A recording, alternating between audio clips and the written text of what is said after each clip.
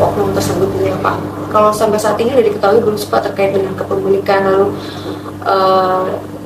ya terkait dengan senjata yang dimiliki oleh si oknum ini Pak?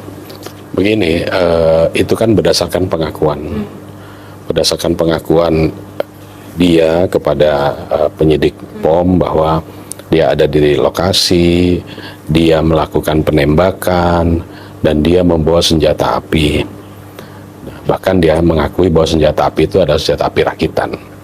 Nah, kita penyidik harus bisa membuktikan keterangan pengakuan tadi dan mencari alat bukti yang bisa mendukung.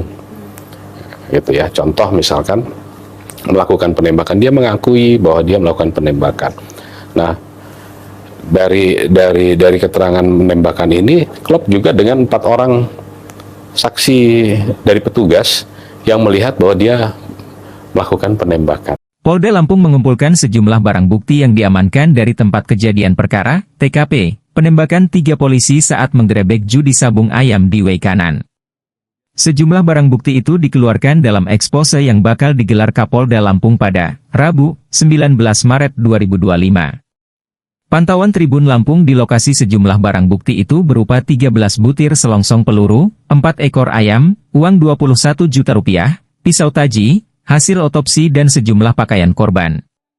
Adapun rinciannya 2 butir selongsong dengan ukuran 9 mm, pistol. Kemudian 3 butir selongsong ukuran 7,62 mm dan 8 butir kaliber pukul 5,56 mm yang ukurannya lebih panjang. Dari ukuran kaliber itu, diduga banyak peluru yang ditembakkan di TKP berasal dari senjata laras panjang. Seperti kaliber 7,62 diketahui adalah peluru yang bisa ditembakkan dari senjata AK-47 dan sejenisnya serta SB1V2 buatan Pindad. Sementara kaliber pukul 5,56 adalah peluru standar senjata serbu NATO dan bisa ditembakkan dari senjata M16 dan senjata turunannya serta SS1 buatan Pindad. Hingga berita ini dikirim ekspos sebelum dimulai.